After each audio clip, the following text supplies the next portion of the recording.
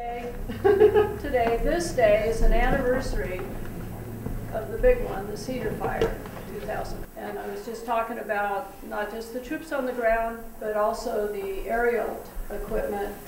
And we have CAL FIRE brought into Ramona the C-130. It's a big one. It drops a huge load.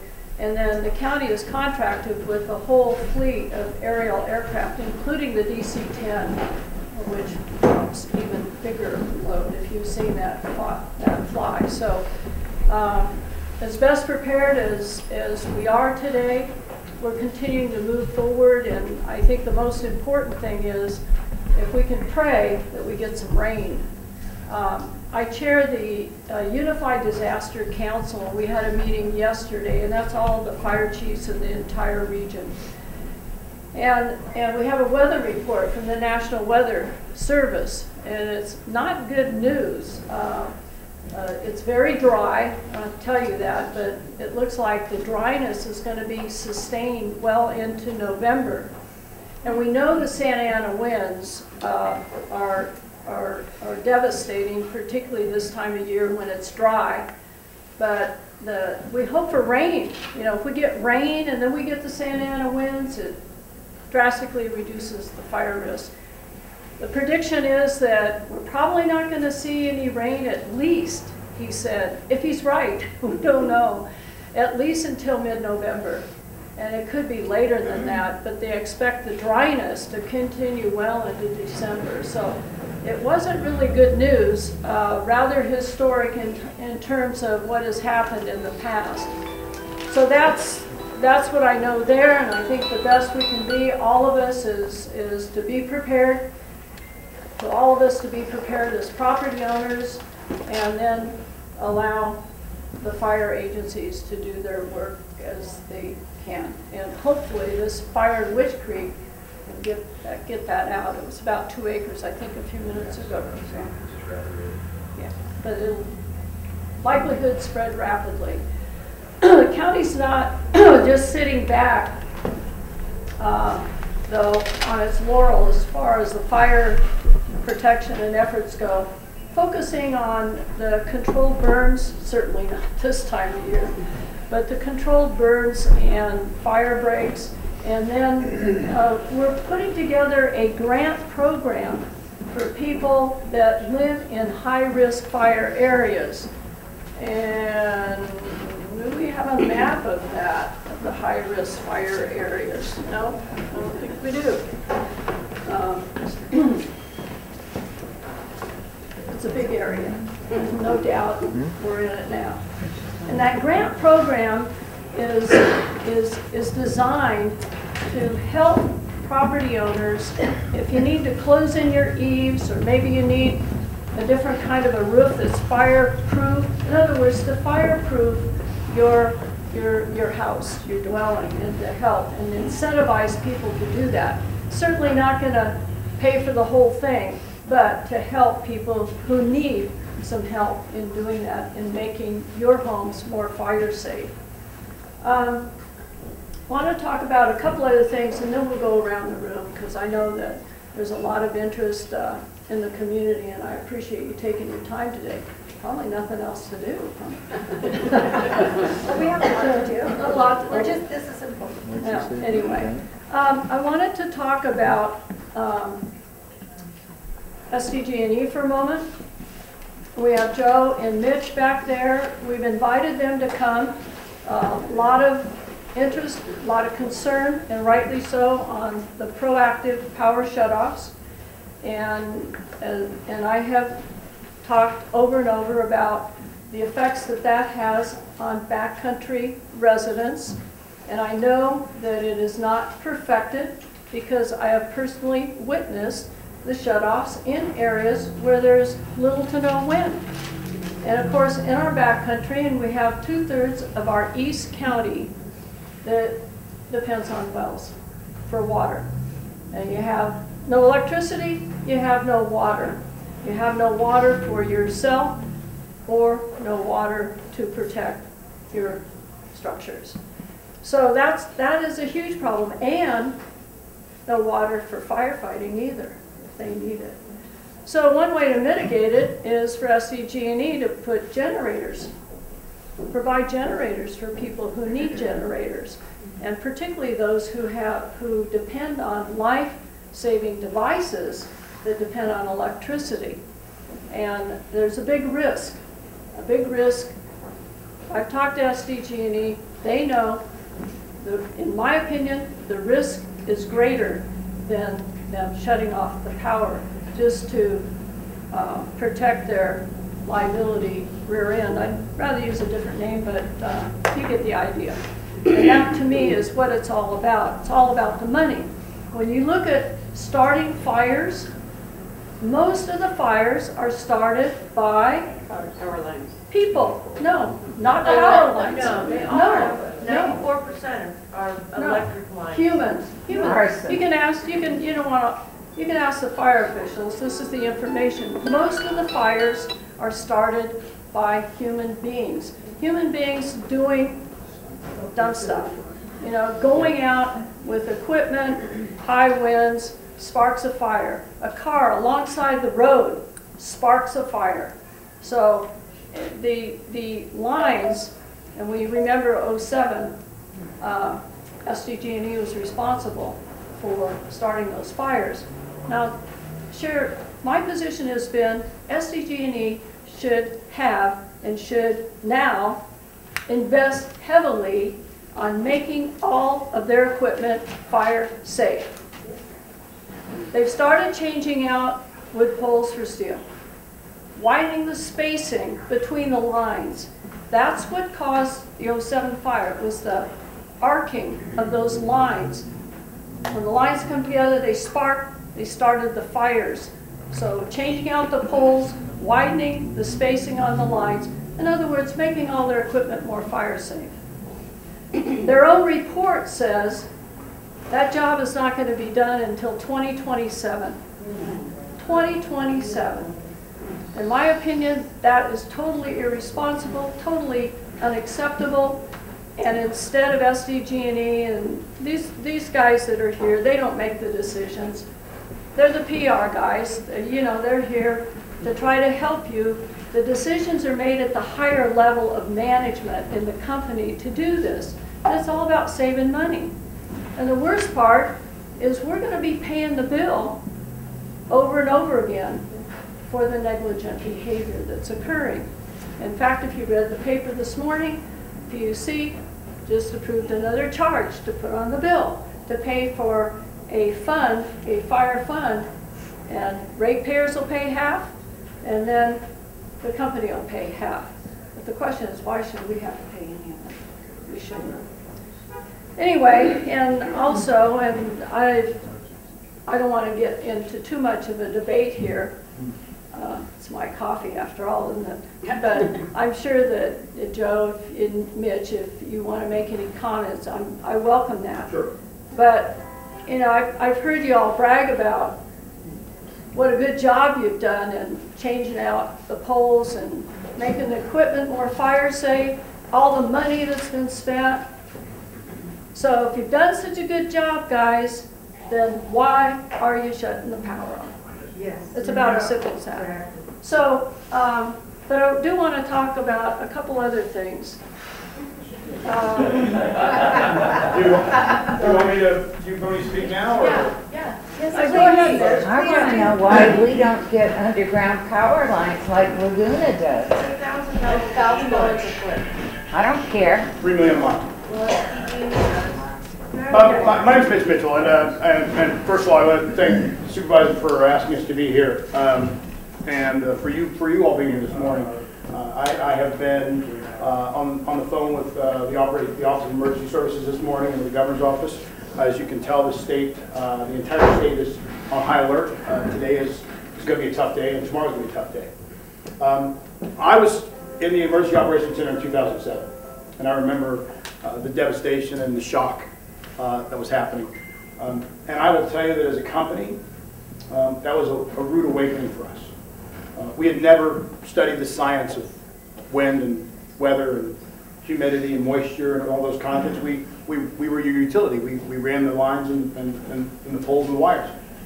From that fire on, we began a journey that was really important to us because we knew it was important to our customers. And I've been a part of that since the very beginning. And I remember being in front of people and talking about what were we going to do differently. And what I would tell you today is we are doing things differently than any other utility in the country, if not the state, and the state, including the state. As the supervisor said, we realized that the old standard that the state asked us to build a system to, of a 55-mile-an-hour standard, wind standard, was no longer acceptable. I mean, you were outside today, and the wind's blowing a lot harder than 55 miles an hour. And so we began rebuilding our system to an 85 to 100-mile-an-hour standard, more along the lines of what they have in hurricane states. We knew that was important because, the supervisor mentioned, we couldn't afford to have lines arcing, creating sparks. We couldn't afford to have poles blow down in the high winds and starting fires. We began researching technology. We have a new technology that's called the wire down technology that we're trying to get the state to fund, which would allow us that if a wire breaks or snaps for any reason, it immediately de-energizes, so when it hits the ground, no fires can start. You know, we've changed our ways and our philosophy because we know this is about people and property and safety. Now, on the public safety shutoffs, the public safety power shutoffs, we were the first to talk about doing this, and we knew that it was a shock to the system because our job is to keep the power on, it's not to turn the power off. But we started this because we knew we had to change the system, and as the supervisor mentioned the dates it's going to take, part of the rationale, the reason it takes us so long to do anything is we have environmental obstacles that we have environmental reviews, we have PUC reviews, we have the state reviews, that the process takes longer. We would like to go faster in many instances, but there are a lot of things that we have to listen to the state and we can't do until we get the green light or they come down on us. And so we'd love to be able to say, hey, in the next 2 years, we're going to get a lot of things done, but that's going to come down to the state and the state process. But the power shutoff is occurring because, again, even when we harden the structure, we can change a pole from wood to steel, make sure that we've tightened up all the wires. When the wind blows at 85 miles an hour, it's not the poles and the wires, it's the stuff around the poles and wires. It's the environment, it's the shrub, it's the brush, it's tumbleweeds. And that's the hard part. This morning, after midnight at Sill Hill, we were seeing wind speeds above 90 miles an hour. And we felt it was the safest thing for the residents in Sill Hill to turn the power off because of the possibility that at 90-mile-an-hour winds, something was going to blow into a line. And if something blows into a line, a fire starts. And evacuating people when a fire starts is difficult. We've all witnessed the horrific situations that went on in Northern California in 2017 and 2018. I remember talking to the governor's office in 2017. It was really sad to hear about 70 people losing their lives. It was really sad last year, Camp Fire. They did not implement the system that we have in place. But today, everybody's being asked to do the same thing, is to shut off the power when the danger level rises. Low humidity, dry brush and shrubs, and high winds are not a recipe for good things. And we hate shutting the power off. I was on the phone last night with the Office of Emergency Services. We've built our weather system. The supervisor talked about the National Weather Service. They depend on us a lot now. I will invite anybody in this room to come down to our weather center and see how we monitor Julian.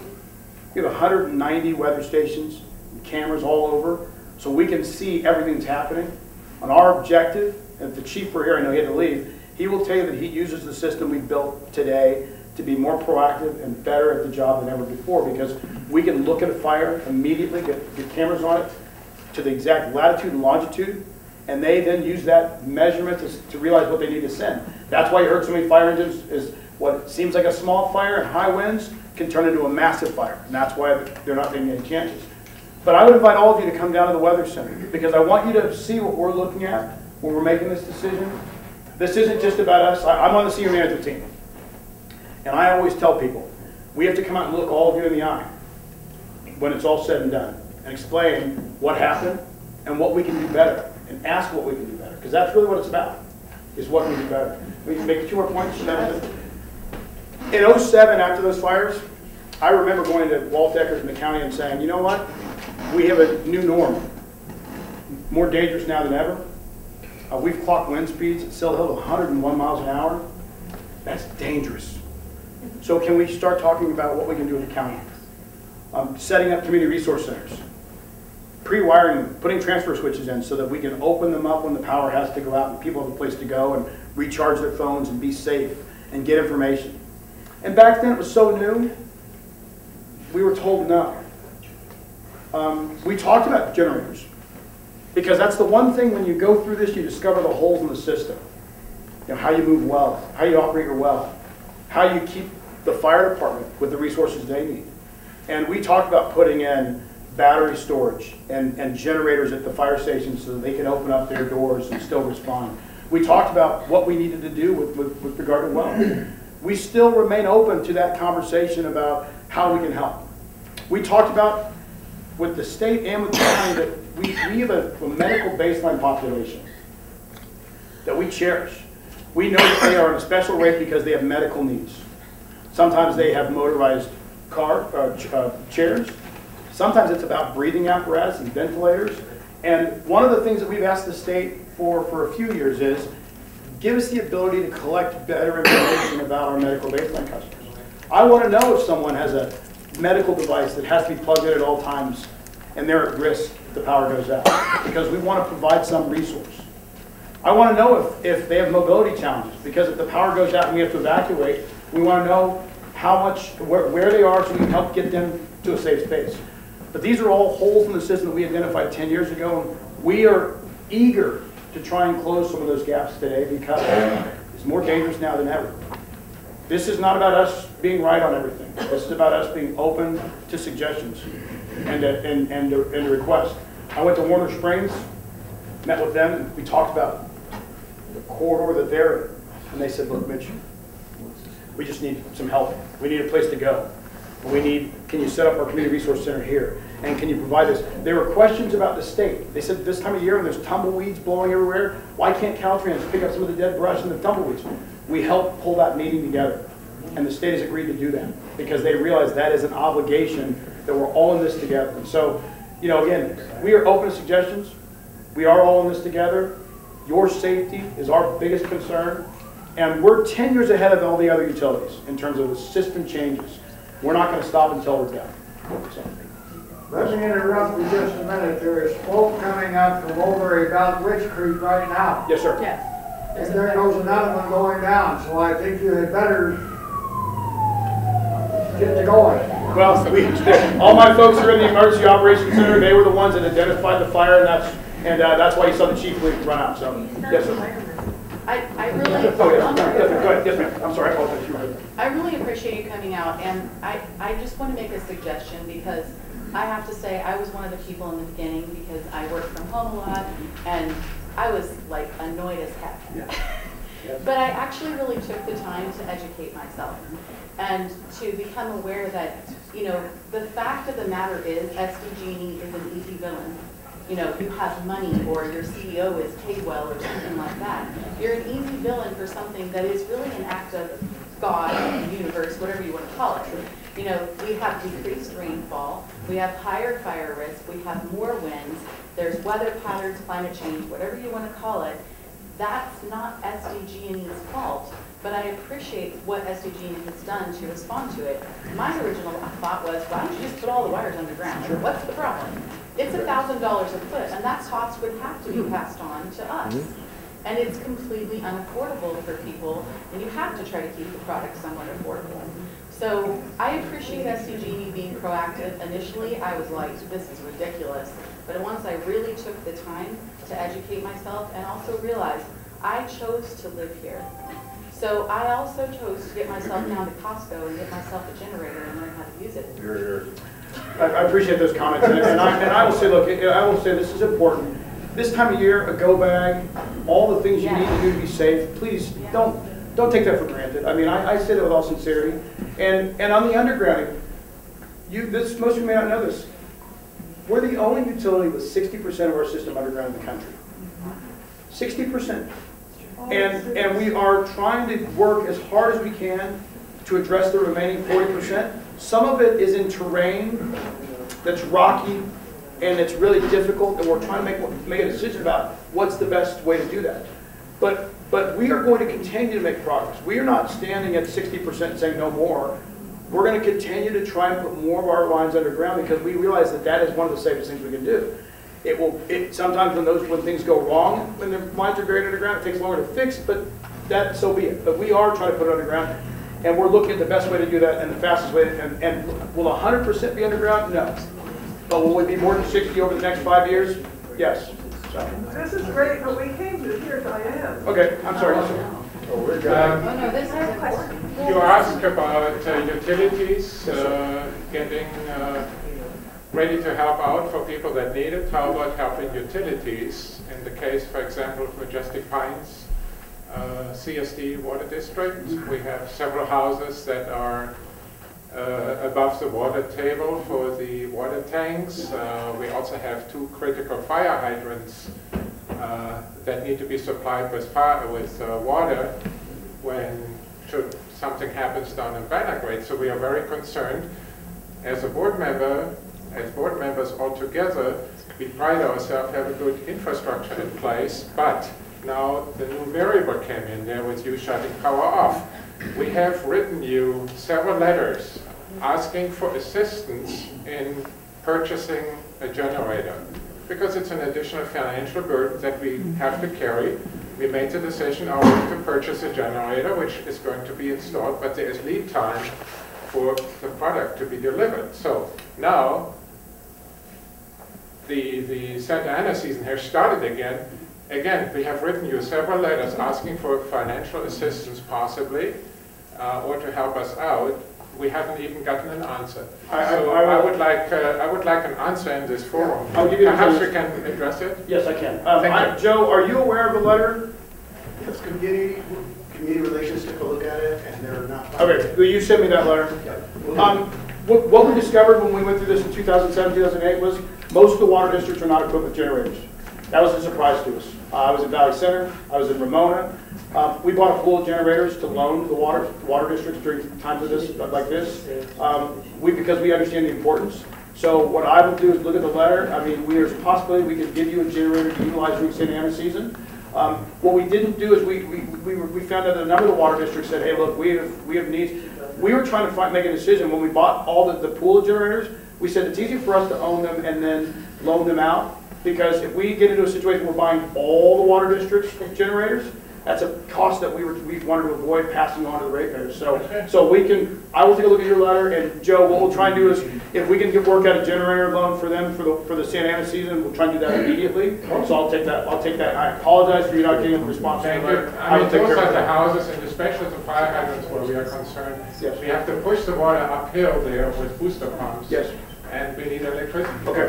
That's so fair. This is why this is a concern of us. Some of the houses do not have water right now. Okay, that's fine. So I will maybe be on that doing today. something with trucks or whatever, but you know, I'll be on those that are today. issues we have right now. Yes, I appreciate That's you why bringing we're it here up. today. Yep, I appreciate you bringing that up, and we will address that immediately. Appreciate it. Hey, you picked the wrong day to come here. You know, I'm always amazed, and I'm always the one they send out on these days, right? I keep going, am I leaving the room at the wrong time? So yes. But go ahead. Okay, so I think, well, they've been up here for like 40 years. So I think one thing people should do is take some responsibility to take care of themselves. You got to be prepared. You can't go a day without power without going crazy. There's something wrong, and that doesn't apply to SDs. We went through the 2003 fire. That wasn't started by them. We've had helicopters start fire. So your responsibility, as I see it, is just to supply us your best bet on power. It's just the best job. But I do have one question. I think you have such cloud as a company and everything. Is it possible, I'm not asking you to subsidize it, but is it possible with that kind of cloud to do like a mass buy generator or something like that, where we pay for our own generator? I mean, we have a backup, but if you... That's a great question. Yeah. But they can get it at a substantially reduced price because it's such a large quantity. Absolutely. That's a great question. I'll tell you what, Joe, let's make a note of that, because we do have generator partners. Let me see what we can do, because that's a great question, and I think it should be possible that we do as a big company. I think most of our generator partners are going to want to help us in this situation, and if we can create a program, which I will work on immediately, we'll make it available, but that is a great suggestion, and I will definitely address that. I think we can make that happen. Subsidized No, by SDG&E, but it's net buying power. I agree. We can get you a much better price. That's a great question. Good suggestion. Yes, I'm probably in the minority in my view, but I was trapped in the witch fire, and had there been De-energization. So words are hard. So de-energization De-energization. of the line, my roof would not have caught on fire. So I appreciate that it's done because it's keeping us alive, whether we like it or not. They don't like it, we lose money. We don't like it, we lose services. But the truth is, it's keeping us alive. In a case like this, if a wire snaps, they don't have it thank you. If they don't have that in place, we're going to burn, and this beats the hell out of becoming another paradise. People in the back can't hear. Yes, Oh. I'll answer your Is question. that a question or just a comment? No, That was a thank you. Thank you very much. And listen, I will say this to you. Again, our biggest concern is safety. We've always worried about evacuations. We will do whatever it takes to keep a fire from starting, and because it is about lives. And for those who've never been up to Paradise, I mean, it breaks your heart, and we don't want to have that same situation ever happen again. So, yeah. You keep talking about the expense of the gas and electric. Last year, in April, when Julian had 3 snows, my electric bill was $800, and I only heat with my fireplace. And I will tell you the answer why. The legislature never approved this, but the PUC decided to implement what's called a high usage charge on their own. And we fought it. We filed an application and said this is wrong. It's unfair to do to the residents on the eastern part of our service area. They did nothing wrong. And what the PUC said was, we want to incentivize them to use less energy. So if we charge more, maybe they'll use less. It was the most distasteful, disruptive, disrespectful decision ever made by the PUC with regard to customers. And that's why we said get rid of it. And they told us to go away. So it's sad. So, yes, ma'am. I'm one of the sectors in Coachella Valley. We don't get electricity when we have no wind or nothing down there. And also, we sent several letters. We never got an answer from you either. About what? About what is it? We don't get any electricity going down the hill. It's going actually all the way down to Interstate 8. We don't have any electricity. And we also sent several letters. We never got even an answer. Joe, I've got some information. We were out on Wednesday when Feeding San Diego was out there and saw the lines and needs for the community. So we've referred that back to the folks that organize our Community Resource Center as a possibility of something that we can do in the future. Okay, we'll fast track that. I think that yes. Also, we cannot understand why you guys, when we do post nuts with spaces, that we don't have those electricity things going back together in the spark. Yeah. We didn't understand that you have to turn off the electricity, really. Okay. Well, we will get on that immediately. Joe, I think the best thing would be for a community resource center. So we will get on that. And I apologize that if you've ever written letters and we are not responding, get a letter to Joe or me. I'm sure the supervisor's office will give you my number, and I will make sure that I'm sure that she will. She'll probably give you all my numbers, and I will gladly respond. So, again, we will be doing everything we can to again keep everything at peace, no fires, and everybody stay safe. Again, please prepare. That's the biggest thing we can tell you is please prepare, be prepared. So, all right. Yes, ma'am. I want to thank Mitch and Joe for coming out on our invitation. I think it's important to know what they're doing and everything. And I have acknowledged several times, I'll do it again.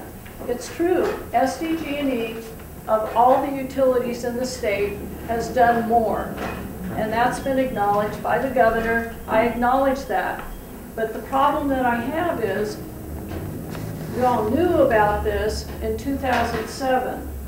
Had the job been done and the investment made initially to make all the equipment fire safe, there would be no need to proactively shut off the power. That's a fact. Now, on the environmental, you say Mitch, you said that the environmental is slowing you up, and that's why it's going to take 20 years to get this done. I didn't say 20 years, but I did say that Well, we it's do in some your years. report. Okay. It's in your report. You're not going to be done until 2027. It's your report, not mine. Sure. Not anybody else. So, I know the governor waived the environmental review for fire breaks throughout the state. So, We're hoping he does the same thing for some of the Have you construction. asked? We have. Matter of fact, yesterday I was with Kate Gordon, and I made that specific request that they give us some. Well, Okay. I think one of the things I'd say on the supervisor's response was in 07, she's right. We were not doing the things that we're doing today.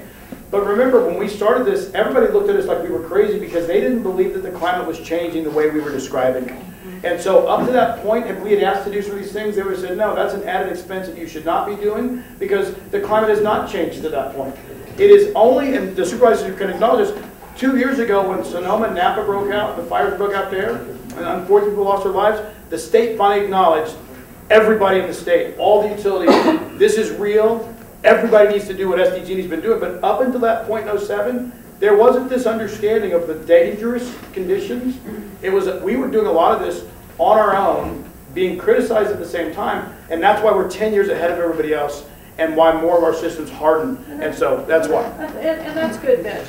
And I'll tell you what, you recently made the request to the governor to waive the environmental so we can get this all done quicker. Yes.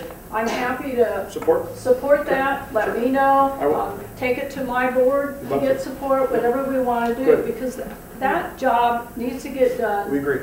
sooner rather than later. You and I agree. I will be in touch. And I acknowledge that they're doing the best that they can under the current circumstances. My point is, these circumstances did not have to exist had the process and the investment been made earlier. So they're, yeah. I'd like to differ with the assessment that it's climate change that has caused these conditions. I've been here 68 years and this east wind's been blowing this hard. I didn't say it, he said it. Yeah, no, what I'm saying is the state, when we started this journey, the state was, we were saying, hey, we're seeing climate changing, the climate changes are happening, and they were like, They've been pretty naive to not know this wind. It's decreased rainfall. I mean, yeah, it is, but that's what, our droughts are more severe. It's not. I mean, our droughts are more severe. One of the things that we do is we have the largest privately owned air water drop resource in the country that we have been keeping here. When we finished building our Sunrise PowerLink project, I remember talking to the COO and saying we should keep that helitanker here in the region because it will become vital as it's hotter and drier. And what has happened is the decreased rainfall. It doesn't rain nearly as much. Even with all the rain we had last January and all the snow, the green quickly became brown and gray.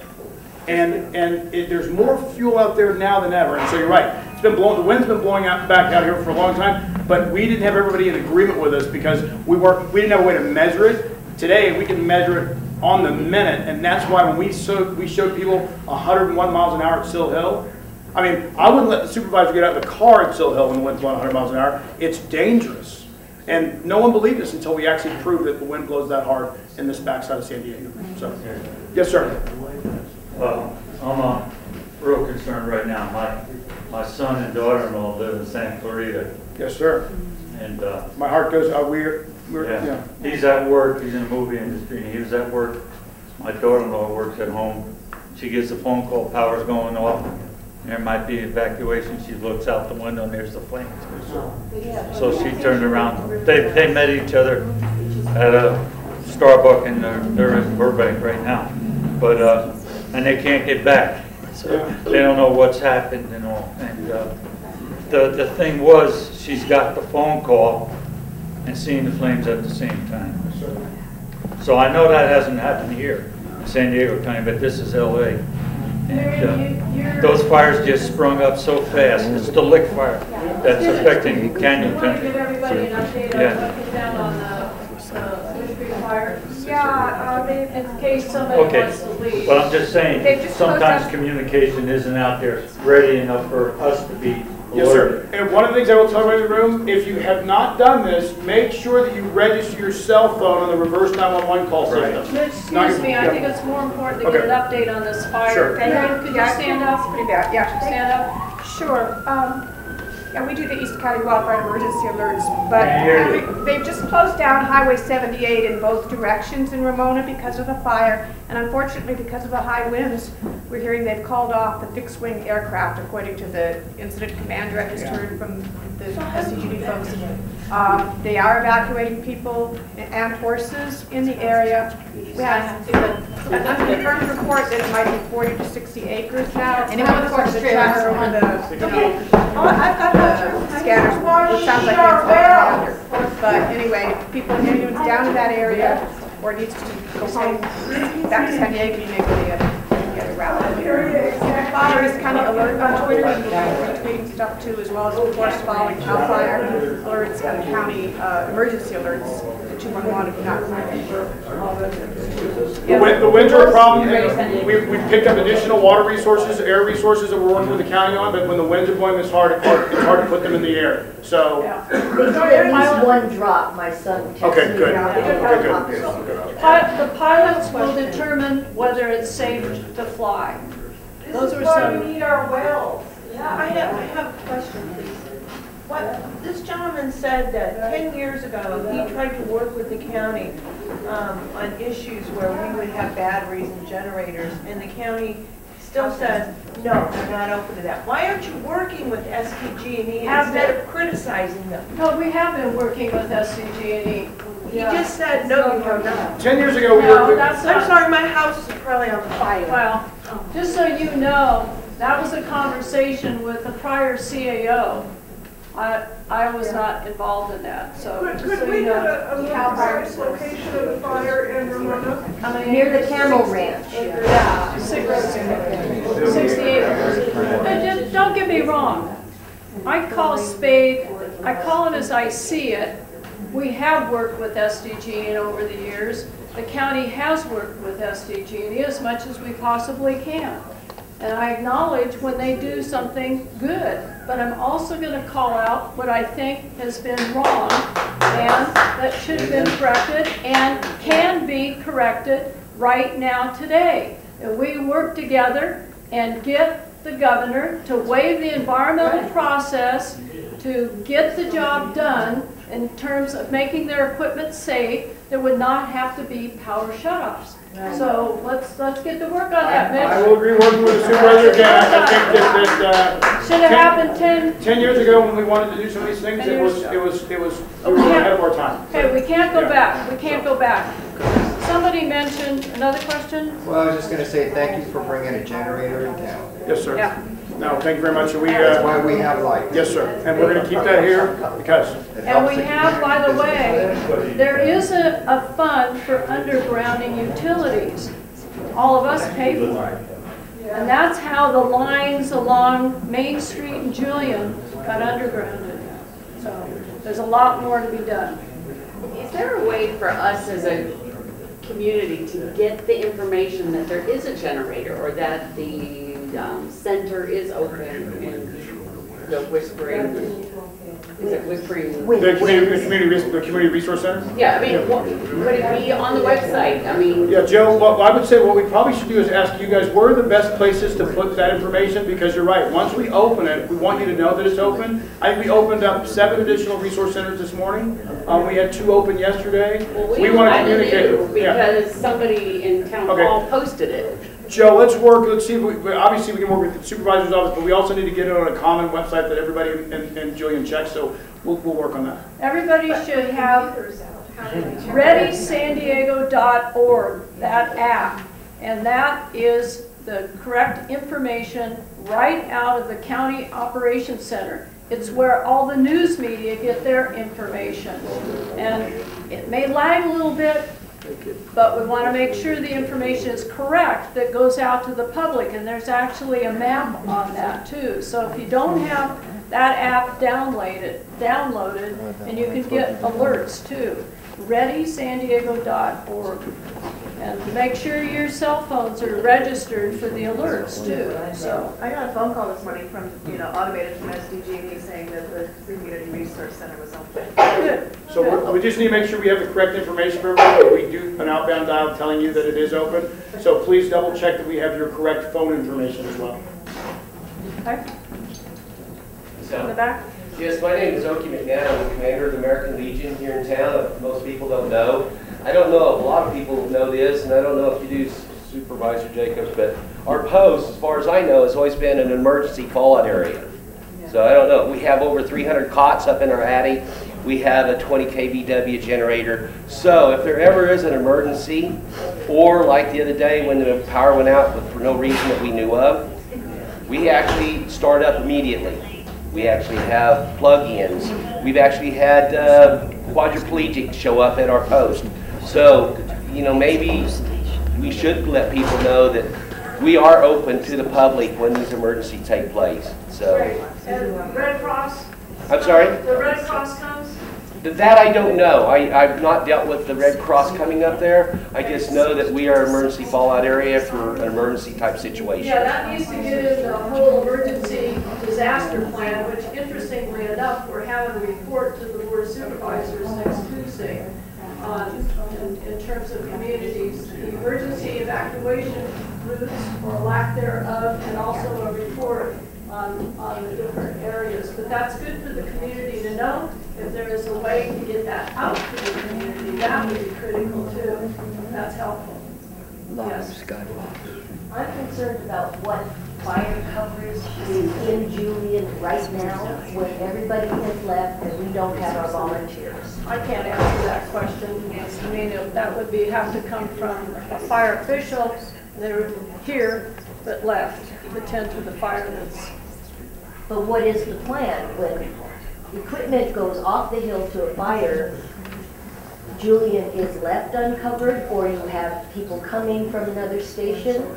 Yes. This is your area. What is the plan? I'm not the fire official. No, but you are you're part of the plan to have this covered. No, that's true. But I am not in charge of the operations of the fire department or what occurs here in Julian. That's an operation. You got rid of our volunteers.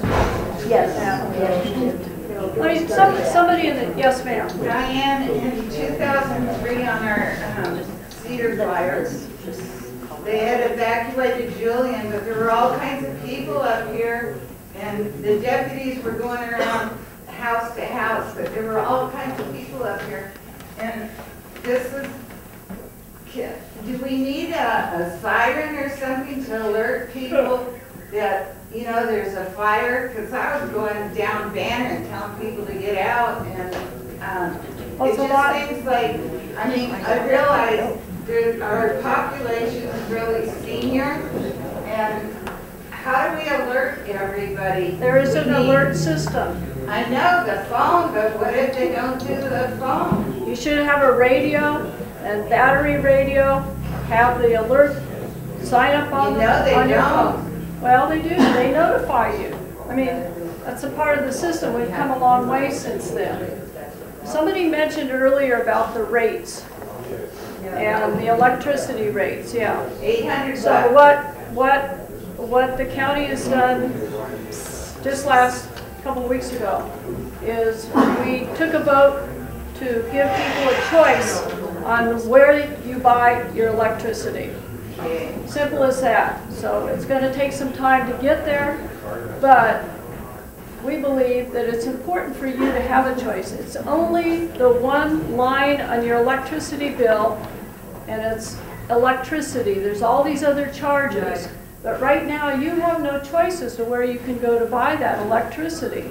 It's only SDG&E. So what we want to do is give you a choice like the county's had choice over the years, and we have saved millions of dollars by doing that. So that is something to look forward to. It's a very ambitious plan, but I think, and I believe that the experts that have provided us the information say worst case scenario, a very conservative estimate would be on that electricity charge, you could save 5 to 6%. So you figure how that would be. And we would have control over some of the things that you've talked about as far as the prices go too. So we'll see in the future how that goes, or whether the PUC is going to just say, okay, then we'll charge people more on the other side, on the distribution side, but we'll see. Are you interested in talking about other things or not? Okay, because I want to, yes, Kiki? So this is related, but it also is another thing. The county is currently considering a policy, I believe considering, that would limit clearing to 5 acres without special permits and lots of fees. Now, it doesn't define clearing, but a certain amount of brushing and clearing for grazing will help reduce the fire hazard. Absolutely. And we would like to have your help making sure that cattlemen and those people who are clearing brush off of land in order to have the natural grasses come back so their cattle can graze, don't have to pay all kinds of fees in order to get permission to do this. Kiki, you can do it now. You can do it now. When you talk clearing, be careful, because you don't want to just have a bulldozer scrape down to the dirt. That really is not the best way to provide the defensible space that you're talking about, but to cut it down. And that's the best way to do it, to provide that defensible space. You talked about 5 acres.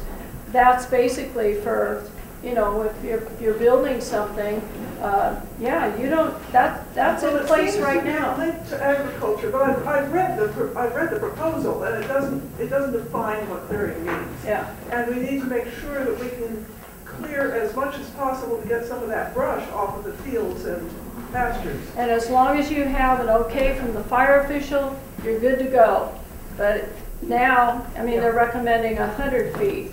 But one of the things that we're getting separated on the brushing and clearing is agriculture versus building a structure. And right now, it's the same rules. And I think what you've discovered is that we separate out agriculture, which is a lot different when you're talking about doing some brushing and clearing. But you have to separate agriculture from cattle ranching, I think.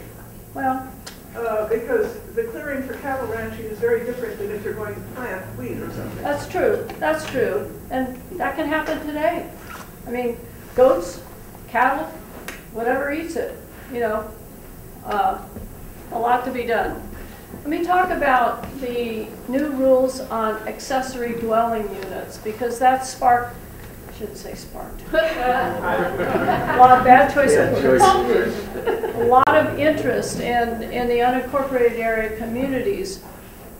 And the idea behind it, actually the state law changed a while ago that allowed the county to be able to provide this opportunity. They used to be known as granny flats, but the granny flat, you couldn't have a kitchen or laundry or anything. So what the state said is you can have, call an accessory dwelling unit on your property. That can be up to 1,200 square feet, and it can be fully loaded. You know, your kitchen, your laundry. I mean, it's another dwelling, and this, I think, is a real opportunity for property owners to providing some very affordable housing. And maybe it's, you know, you have a big house that you've lived in, you want your kids to come live, you could live in that, have your kids have the big house, or put the kids in the little house, however you'd want to do it. Or you could rent it out. But you have to have an existing house on the property, first of all, and then if you want to build one of these, then you don't have to live there. You could rent both out. So it's a way to provide some additional income, and also we've provided some incentives for people to do that. We have waived the building permit fees to do that, which I'm told would cost about $15,000. And also we have some stock plans. Now the architects don't particularly like this, but they're off-the-shelf plans. They're readily available. Dennis from the planning department is right here. And one's for a 600 square foot unit. The other one would be a 1,200 square foot unit. So that's another savings because you don't have to hire an architect. So it's estimated that to be right off the top about $30,000 savings.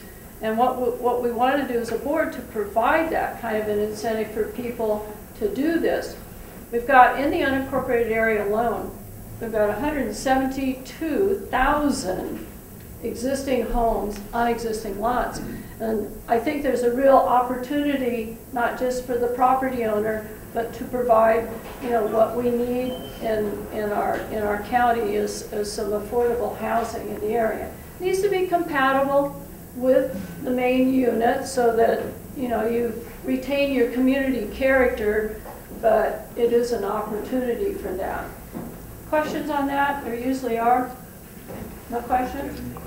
Yes. What about school fees and park fees and all that? That's going ready against them? That's, I don't know, Dennis, do we run into school fees and park fees? And I mean, park fees would be county fees, so. Yeah, so the impact fees that are not generated are not Please covered. stand up. Sorry. The impact fees that are not covered by the county are not things that we can waive. So school fees, you'd have to talk to local school districts to find out what those are. Water districts, if they still have fees, you'd have to look at that. And then fire district fees. So the things that we do cover are your traffic impact fees, the park fees, your building plan check and permit fees, things of that nature that we do have control over. And not school fees or fire fees. And I have some of the plans. We also have another 2 more sets of plans. We have another 1,200 square foot model that we have available and also an 800 square foot model. So I brought the plans to show people if they want to see what they look like, but they're available online. So feel free to stop by. I'll stick around afterwards. Are those usable up here? Yeah, Julian, they're designed to be used in fire zones and they're designed to be used in any seismic or wind area. So. I'll give you a quick plans available for free to people? Yes, free. How much would you be saving if you used one of your free plans? I think that was what Supervisor Jacob. About another 15,000. So On top of the fees? Right. Waiving the fees? So 15 on the fees, 15 for the plans. So off the top, about $30,000 savings. So update on the fire. Fire is now 60 acres. Temporary evacuation point is at Ramona Rodeo Grounds, and Red Cross preparing shelter at Ramona High School. Evacuations are taking place on Sade Truck Trail, Little Page Road, Little Page Lane, Old Julian Highway, Creek Hollow Drive, and Creek Hollow Road. Eastbound Highway 78 is closed from 3rd Street to Old Julian Highway. And go to Alert San Diego for the updates. There's also a car fire now on Highway 607 at Johnson Mills. Car fire, okay. All right. So is that a CAL FIRE incident? Did we look at the CAL FIRE site and find that? Yes. The fire. Yes. I think the biggest limitation on the accessory dwelling units is leach field area and septic systems. Down Santa Isabel, obviously, and you know where the Julian Pie Company is and Dudley's Bakery. Well, it's across the road to the east of that. There's 86 acres. This nature center really sits approximately where San Diego River and the San Diego River converge. So, and it will highlight a lot of the resources in the area, Vulcan Mountain for one, and then and the habitat and the trails and all the people enjoy and why we live out here, and the beauty of the area, animals and plants and all that. So. And thank you for bringing that to our community. And the opening is December 14th, Saturday, December 14th, and there are flyers in the back. Yep, they're on the back table. So grab one. You're all invited. So it will be a grand opening. It's the only nature center in the eastern part of the county. The other nature centers are on the coast. So Thank you. Be special. Good job. Thank you. With this here museum going in, some of us back here know about open space. Why was open space used to put this museum in? Nature center? Void for open space. Open space is to be open space. not to be put anything in it. No, that's, So that was Sonny Cubs' property. It was open space. And it goes over the hill for the trails and everything else. No, you're thinking of the preserve. No, the Nature Center was owned by Trust for Public Lands. And Trust for Public Lands asked the county if we wanted it. Well, So that shows open space. it's a different piece of property. Well, we went through the town, we went through planning, didn't we? Yeah, we did look at it in planning, and one of the things that did come up that was still a bit of a worry. There's a question of whether you want to have more buildings in the San Isabel Valley or not, and there are both people on both sides, and I'm not going to go into that. But the way the road goes is it comes out on the highway at a point where people having made the turn are going to be at full speed. And we had suggested that it go along not go across the middle of the meadow, but go along the fence that's closer to the post office. I remember that, Kiki, and I think the reason, if I remember correctly, is there was some environmental concerns with... Yeah, it was a creek or the river or something, but there are such a thing as culverts because the highway goes right across. Anyway, it is what it is. Yeah. It is what it is. That's all I can say at this point. So, what else do you want to talk about today? I mean, I have a whole list we can go through if you want. Is the county taking any position on short-term rentals in the backcountry? No, not yet. Not yet. No. No, big debate in the city about it. I mean, as far as I'm concerned, that as long as you play by the rules, what I mean by that, you don't disturb neighbors and you're considerate of the community, it's okay.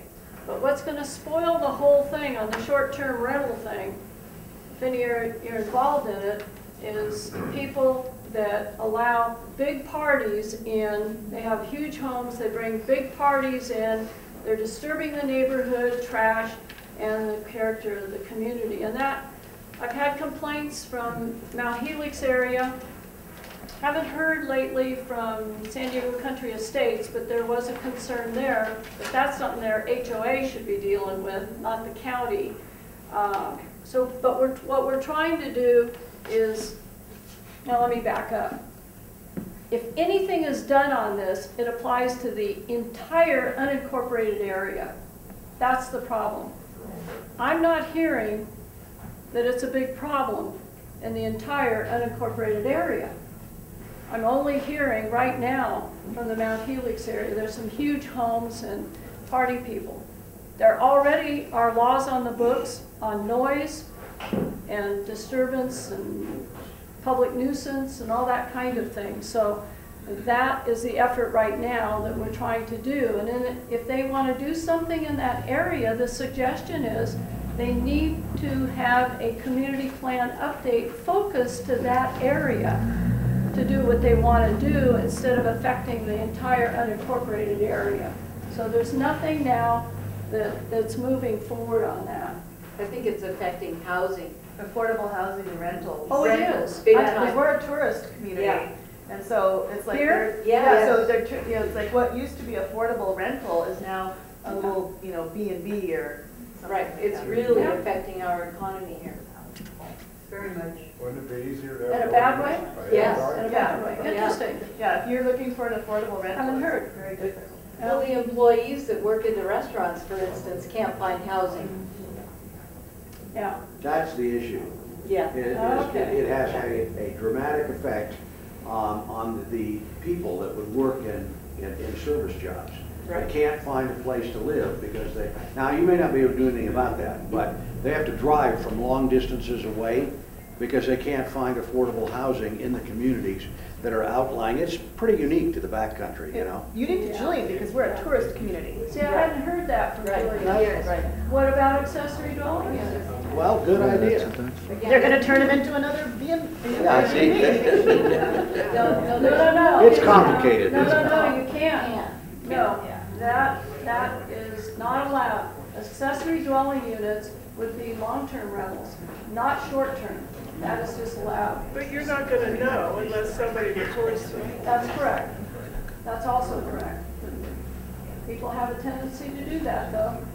Complain, I know, we get complaints. So,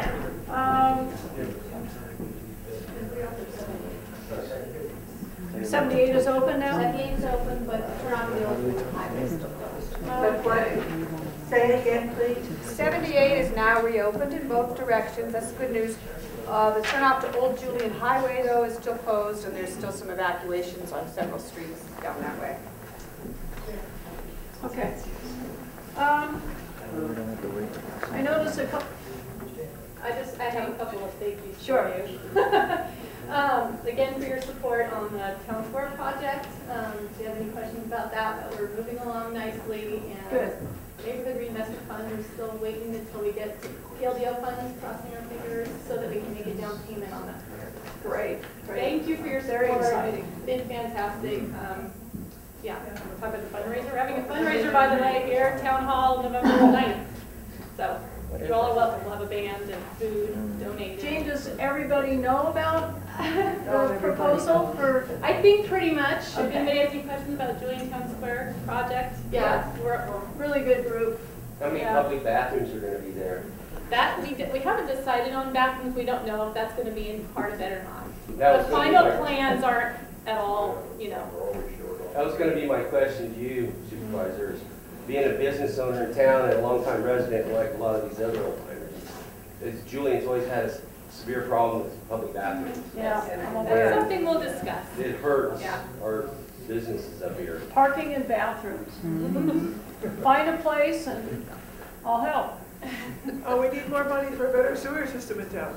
That's right. There's a big issue right there.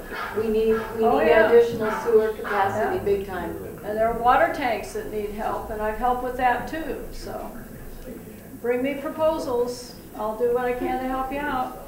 I had one more thing. I wanted to also thank you for your recommendations, last board of supervisors, for the TRL and for the smoke outdoor dining, eliminating vapes and all that. Totally supportive of that. You know, up here in Julian, our young people work at these restaurants, and they almost all have, a lot of them have patios, and you know, to protect them, smoke outdoor dining is really important, the workers, and of course the community. So super supportive of that. Tobacco retailer licensing is a great way to, you know, help with compliance on those things. My son does compliance checks, has for 4 years, and it's sure accessible and easy for him to get, and goes in as a minor decoy by product. So accessibility is a huge thing. You know, not all supervisors agree on that, but if you know, make things less accessible, less people will use those products, especially kids. So I totally Thank you, Jean. support TRL. And thank you for coming to the board meeting and your testimony. It all helps. I saw somebody picked up an Alzheimer's brochure, and I just wanted to touch on one of the top priorities. And the county's made sizable investment in trying to help people, particularly caregivers, that are taking care of someone that has Alzheimer's or related dementia. And we've set up a voucher program. It's been a full voucher program for a couple of years to where you can get a break. So if you're a caregiver or you know of someone that's caregiving and they need a break, that's available. But we started one even better than that is in existence right now that I want you to make aware of. It's 50-50.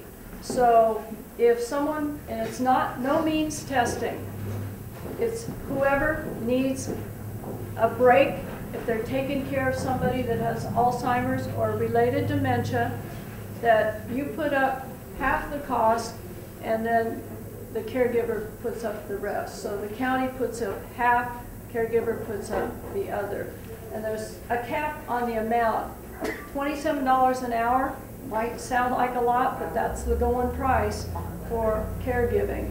So, and I would bet around the room that some of you, maybe you are a caregiver or you know of someone that is, and oftentimes what happens with caregivers is they suffer more than the person that they're taking care of because they don't get that break and they're not taking care of themselves, and they go down, and that we don't want to have happen.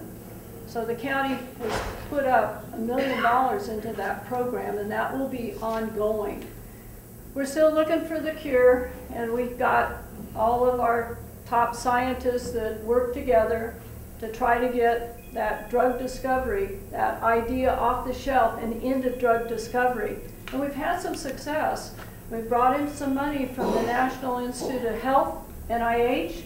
It has the money, and I understand Washington has put $1 billion into research.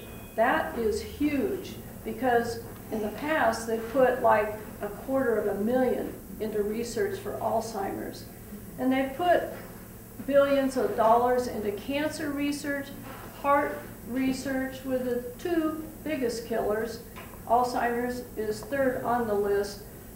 And fortunately, the research and the research money from the federal government has paid off, because we know that all people that get cancer don't die of cancer. All people who get heart disease don't die of heart disease, but everybody that is afflicted with Alzheimer's or related dementia dies. There is no cure today. So because of what you read in the paper, one of the studies that's coming out, though, that has come out, indicates that if you eat healthy, you exercise, and we all know that, no smoking, but there's another element that just recently came to the forefront, and that is socialization. Socialization. Just being in a group, talking to people, interacting with people, helps to decrease your chances of getting this devastating disease. And too many times as people get older, they're isolated, they're alone.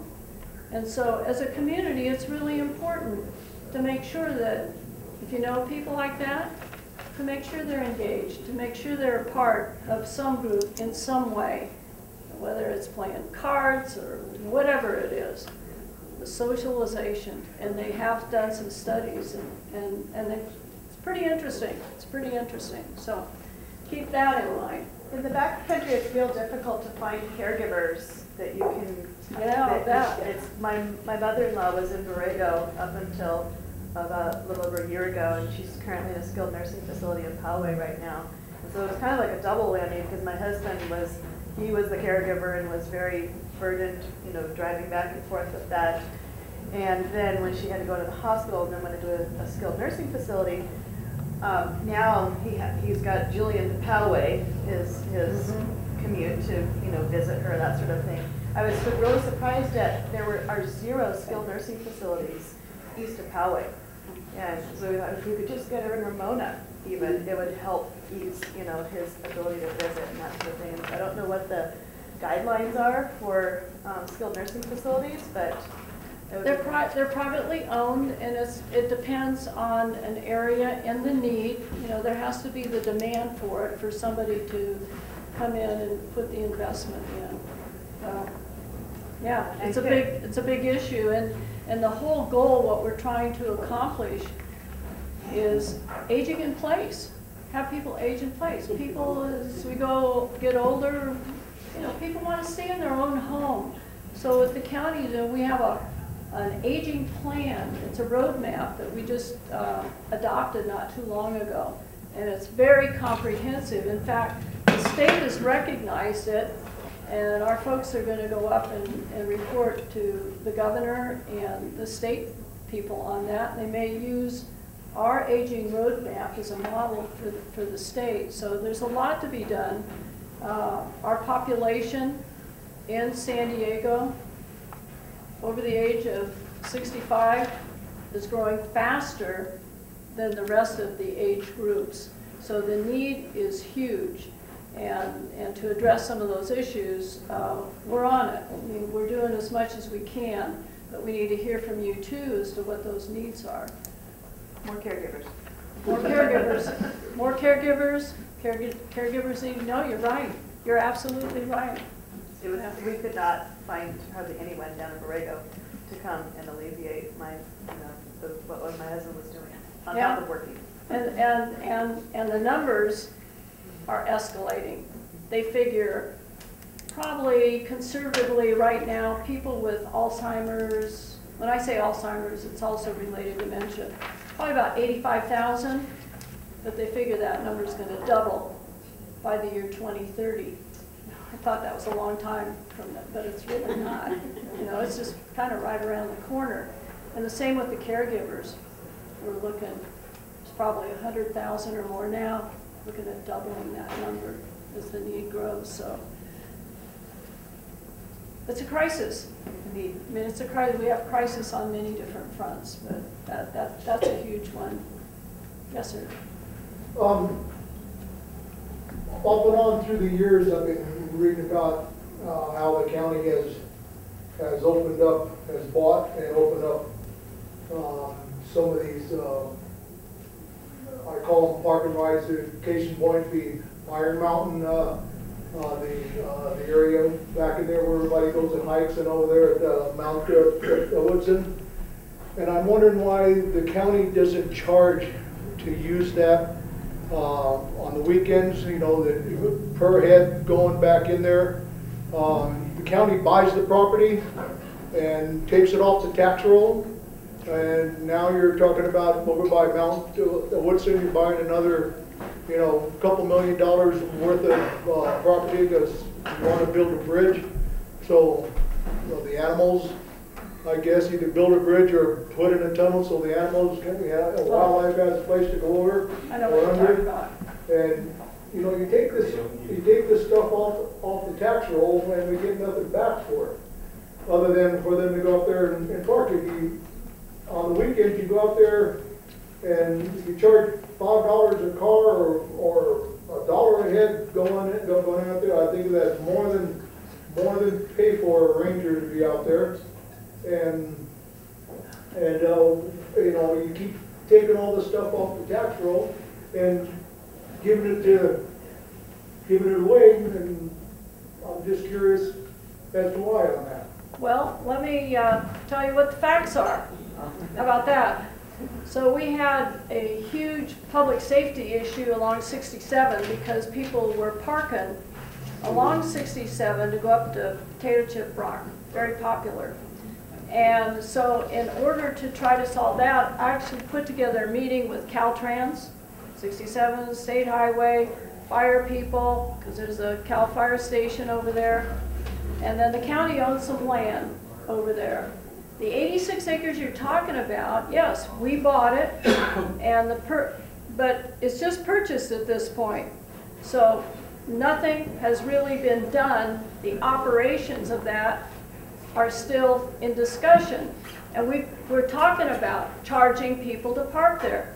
The first part of that project, and the whole goal is get people off 67 so we don't have somebody killed along the road, running across or parking. They shouldn't be on the east side of the road anymore anyway. Caltrans has put up the no parking signs.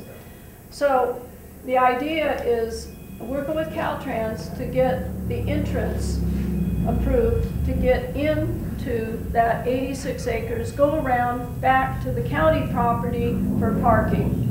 That won't be enough, but that will be the first phase of the project. And then the second phase will be parts of the 86 acres.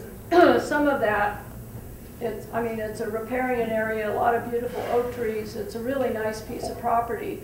So, but there will be some parking there too, but that's going to take time. So the operations of the parking has not been determined yet. All we've done so far is purchase the property. That took a bit of time to do. But I like the idea of charging. Poway does it, and they receive revenue in order to operate that area. The other aspect is the city of San Diego ought to step up as a partner, and they haven't so far because they have a trail that comes up from the other end, and they have a responsibility too. So to me, it was a public safety issue to try to protect people that want to go up and hike up the Potato Chip Rock. Well, Now, I'm not sure if it's legal for them to park on the state highway. Like, I don't know for a fact, but there was a time that they were citing them for something. But why they don't they don't continue to cite them. And why Poway, the sheriff's department out of Poway doesn't cite them, because they run radar checks and stuff right there on Highway 67 for safety reasons. Why don't they enforce the parking thing on Highway 67? Well, they're supposed to be on the east side of 67, where people parked in the past, and some are still doing it, and they should not. Then they're running across, and the no parking signs are to make sure people know that they shouldn't be parking there and run across the street. They are parking on the other side right now. However, when we get the parking off 67, then I would hope Caltrans will post that, and then the Highway Patrol is responsible for enforcing the no parking signs. Because I see over there, over by Mount the Woodson, they took away one lane for about, I don't know what, maybe a couple hundred yards, and by the time people realize that they've already driven in it, to make it safe for the people that are parking on the highway to get out of their cars and walk, and then it comes back into 2 lanes for about 200 yards. It's narrowed down to under 1 lane, and if they enforce, if you're not allowed to park on the highway, cite them. Well, absolutely. They have to post the no parking signs where it's not safe, but what you're getting into is the whole Highway 67 fix, which is a big battle at Sandag, who holds the money to fix our roads. They'll never do it. Well, and finally, I mean, it's going to take a long time, but finally, we won out, and having the road money go for roads, not for transit, and roads that were promised, like 67, 4 lanes from the Dye Road Highland intersection all the way down to Maple View in Lakeside. So I hope I see it in my lifetime. I'm not sure. They'll take it and put it for mass transit and trolleys and stuff for the city of San Diego. Well, that's what they were trying to do. That's what they were trying to do, but we beat them back on that. What else you want to talk about today? Or are you all talked out? Yes, sir. We have a public library. It's Yes. a cool center. The power's out and it's locked up when people need it. Why did it, before this, it was never locked up when the power was out. So it's useless. It shouldn't be, and It is. Taylor, can you communicate, because I had a conversation, it's probably a couple months ago. There's a plan to put the generators at Julian and Campbell and Boulevard, the backcountry libraries, and it was a 3-year plan. I said, no, that's not acceptable. We need them now, and they should have been here, and we're checking to find out. It's daylight and you don't need, they can open up the library and people can go inside there during the day. We'll find out. Okay. We'll find out. That's unacceptable. I agree. Yeah. Diana, do you have some information on the power to the school, library, and post office? We are looking at that as a potential for some of the funds that are available for underground, whether it's county or SDG. So I'll be following up. We recognize that's a good opportunity. Joe, that'd be great. Any chance for a generator? What's that? That's right. Maybe you all can get a generator at the library faster than the county can. Could be a race. Right? Hey, about a race to the finish. Critical community resource. People really use the library. Oh, I get it. I understand. Absolutely. Absolutely. Marianne? Yeah, 2 questions. One on mountain lions and one on fire issues. The mountain lion one's first. It's been brought to my attention, it's confidential, but I know they're kind of sure they're true sources. Within the last few months, there was actually a mountain lion attack on a woman in our mountain areas. It never got reported. My question is, should there be a reporting process if someone's actually injured or God forbid killed with a wildlife incident like that? Should there be a mandatory reporting process of something, of some means? So Let's take that one. The question, y'all hear it? No. I didn't think so. Was on mountain lions. Should there be a reporting process established to report when a mountain lion attacks someone? would think. Well, it seems like there should be. Well, isn't there? No. Only an actual attack, obviously, just thinks they're being, menaced or. Yeah, Fish and Game basically handles that kind of thing, but it's a good question. I was trying to do research on how many attacks and stuff, and I found out there's at least a couple that didn't make the stats because they didn't get reported anywhere. Could be, yeah. So on the one hand, We'd have to talk to Fish and Game about that, how they handle that. Okay, we'll do. The other is, Second? yeah. The other is, I know there are people who left here because of the fire who wanted to ask questions about the whole transition of the fire departments. I don't know exactly what they were going to ask, but my question in general would just be, we've been trying to get a hold of records, and once we get them, we're trying to do a clear-eyed assessment of is the response time better, worse, or the same in general for fire and medical and also accidents. But once we get our hands on that, would you come to go over it with us? And if there are areas that maybe need some improvements where it was better before, to look at maybe getting more resources of some sort to fill any gaps in that might be there. There may not be, but we hear anecdotal things, but I'm trying to get actual data. Facts are good. Facts are good. Happy to do that. Again, I'm not in charge of the operations. It's a policy in. People voted to transfer from the volunteer to the San Diego County Fire Authority. So that's why the process is in place. I know the bottom line because we approved the money that Julian now gets in addition to what you're getting before, $1.5 million annually, which means year-round staffing, 24/7. You've got a paramedic engine additional to the ambulance, paying off the debt. So the $1.5 million on the operational end for staffing and so on, and the ambulance and the paramedics, and then another $1 million paying off the debt for the fire station, and it erases the benefit fee for the fire station. I know that. On the operational end, we can dig deeper on that if you want and find out in more details because it's been up and running. It's still in court, I believe, so we're not through the court process yet, so we don't know what's going to happen there. Mike? I'm glad to circle back to the fire situation. Sure. Thanks for coming today.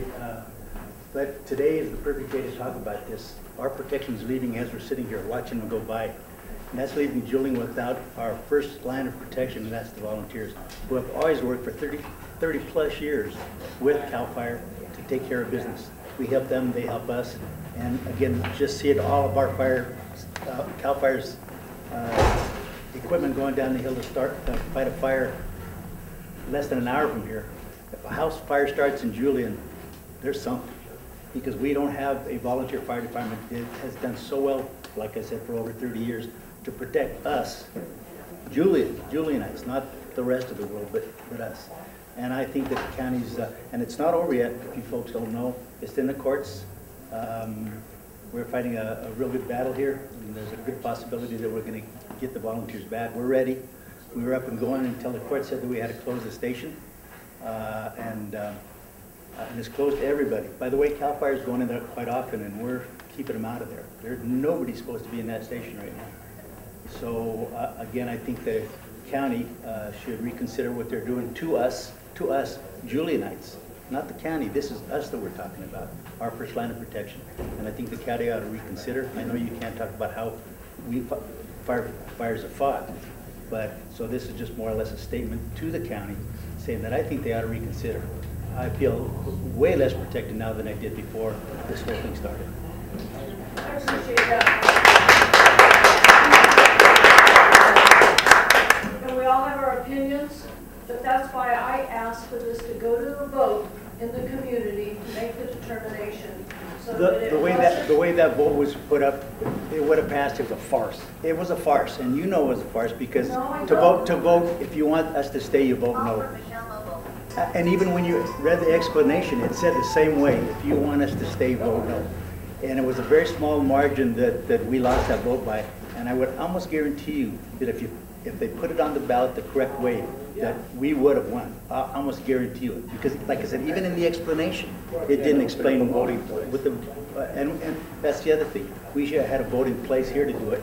because so many people didn't get the mail, so many people voted fraudulently on that thing, that it was just well, we should have had a polling place right here, and it should have been done with Julian in mind, and I don't think it was. So you can't say that the people spoke, because that's just not right. They didn't speak. I'll guarantee you that. Well, I would agree with you on one point.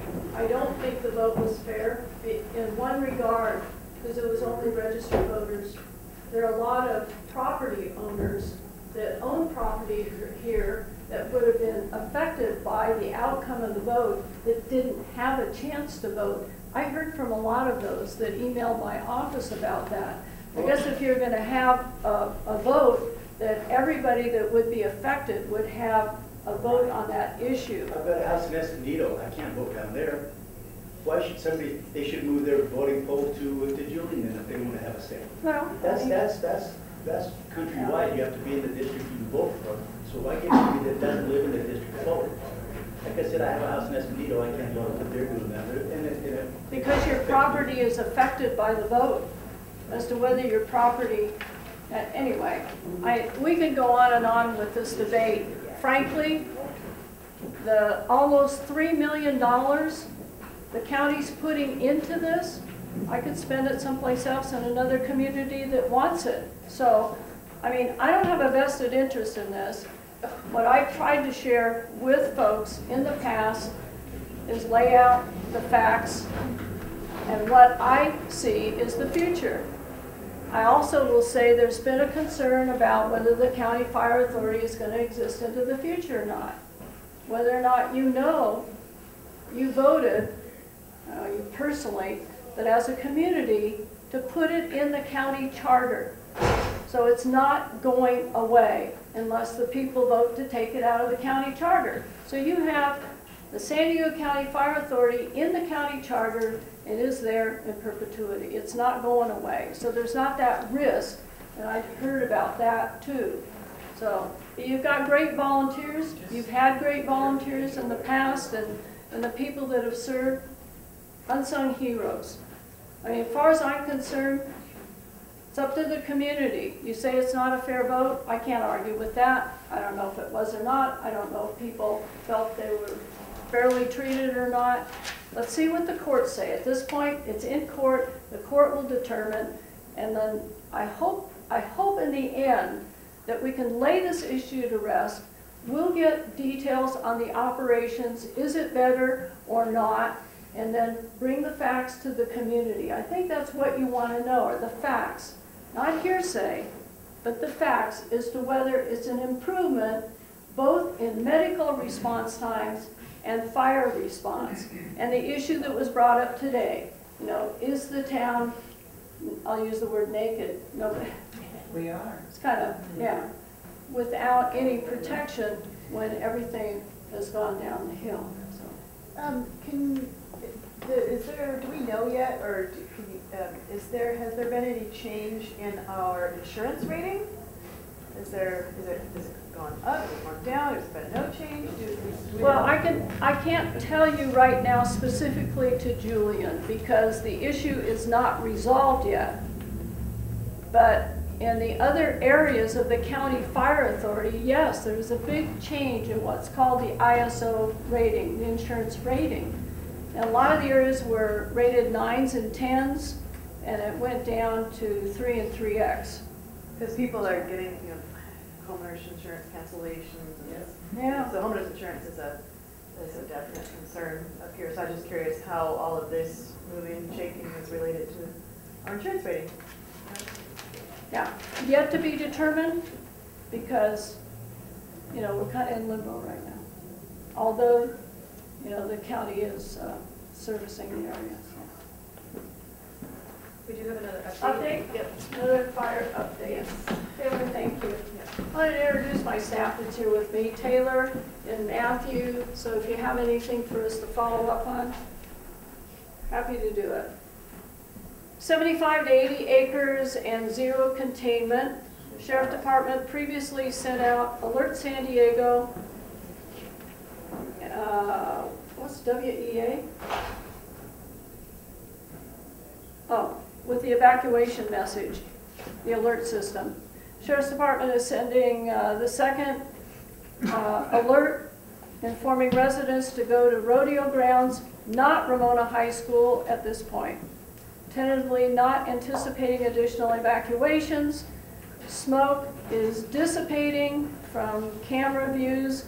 150 firefighters and 6 helicopters are engaged in the fight. So, where we are. Hoping, praying that they can get it.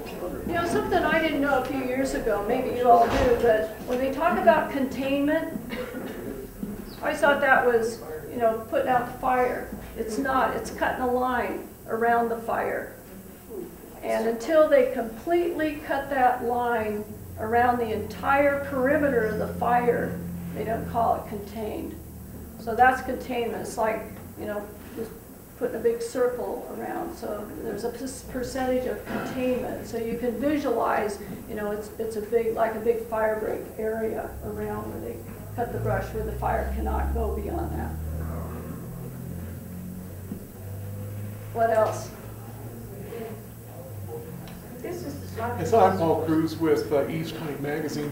What exactly happened with the Julian 4th of July parade having its funding cut by the county? On one hand, you know, that the county does get this. We're going to take care of that. I've talked to Mike. We're going to take care of it. That's They'll great be to hear. made whole. Yeah.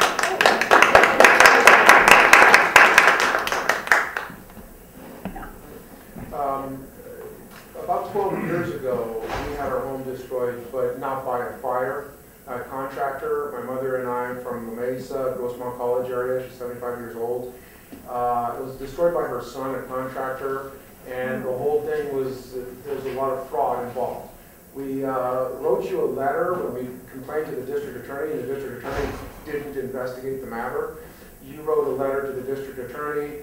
That didn't make the problem any better. We complained to you again. You then wrote another letter to Walt Eckert, the county administrator, the California Attorney General, CSLB chief, and a month later, DDA Greenwood wrote a letter violating my mother's victims' rights, making the problem even worse. So for the really? Yeah, he then tells that the suspect is not under investigation. In fact, that we are. Well, we don't know what it is that we've been under investigation for, but what we can tell you is that for the past 12 years, we've been living in a destroyed home that has nearly killed my mother. Last year, she suffered a pulmonary embolism because of the condition of her home that hasn't never been addressed, because every door we knock on, whether it be the county, the district attorney, the state, going to court, it's always just shut for us. So we went back to the district attorney. It's a new district attorney now. It's Stephen Summers. It's not Bonnie DeMattis. And we met her at Grossmont College. We spoke to Chief Damon Mosler out at Grossmont College. He read the report of all the abuse that's been going on for the past 12 years, wrote us back a letter saying we should have done something back in 2007, but we didn't, and as a result, statute of limitations expired, but the crime, the elder abuse is still ongoing. And so they sent us back to you, the county, to place a claim, which is what we've done. And the county now has sent it back to county council. County council sent it back to the district attorney. The district attorney is supposedly going to respond back to county council to see what's going on. So we're waiting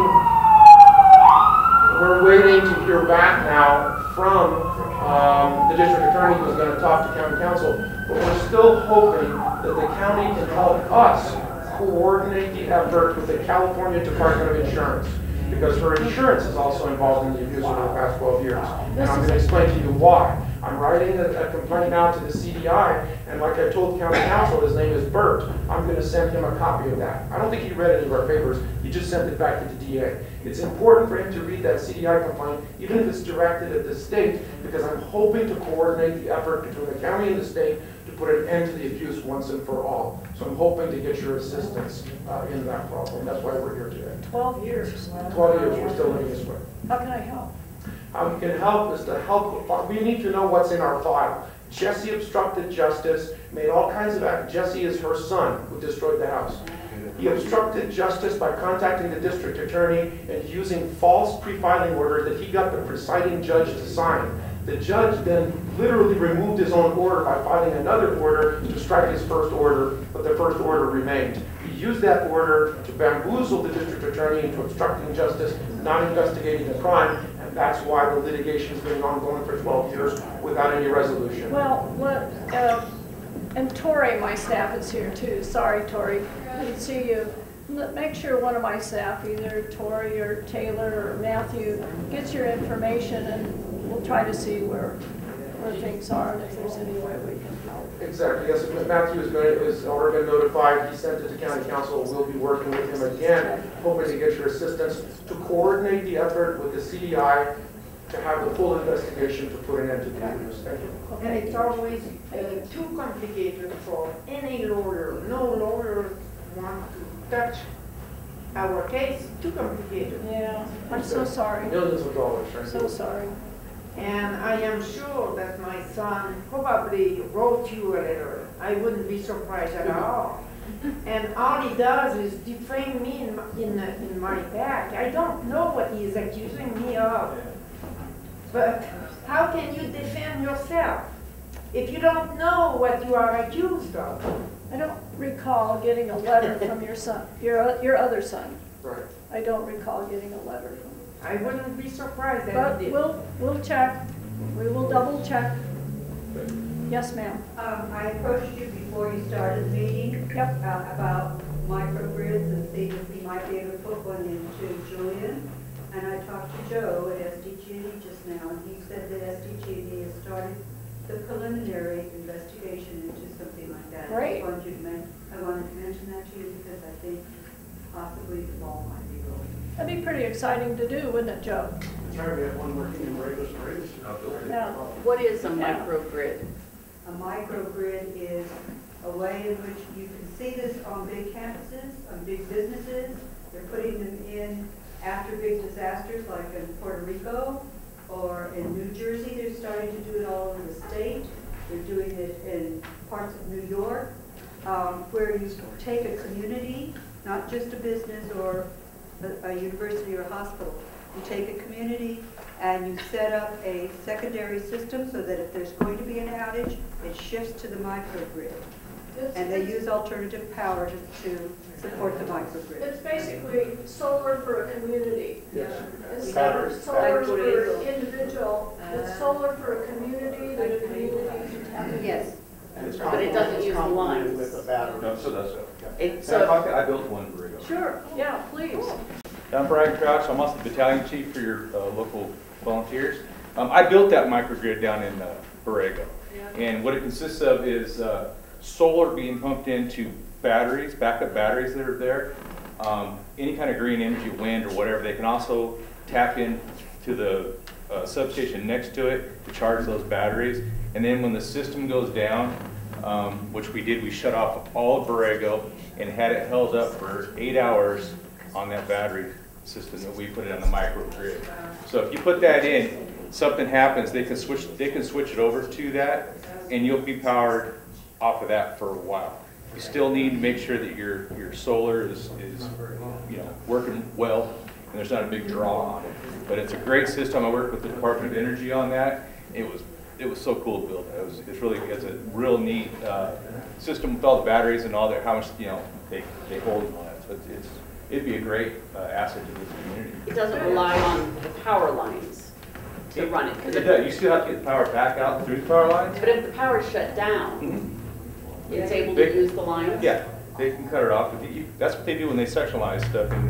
This could provide the difference in an unplanned outage. It would give us the time to roll the truck up the hill, and cover us 4, 6 to 8 hours, depending upon the number of battery storage facilities we place on site. What I've learned is Tesla's looking into the batteries that could be used for this, Northrop Grumman.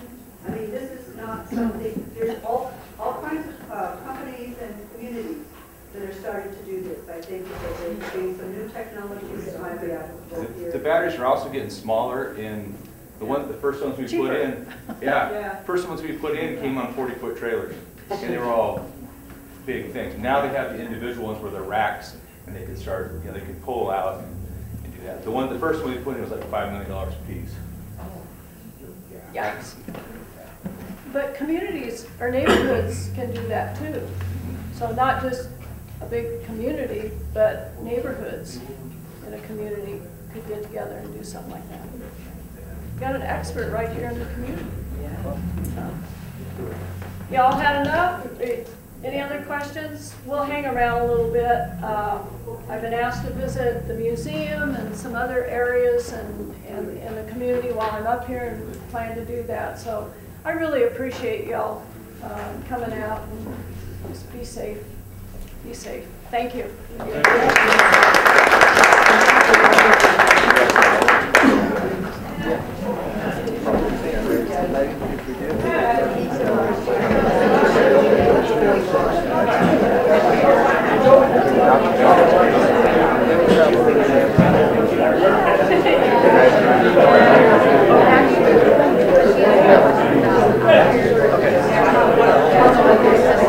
Okay.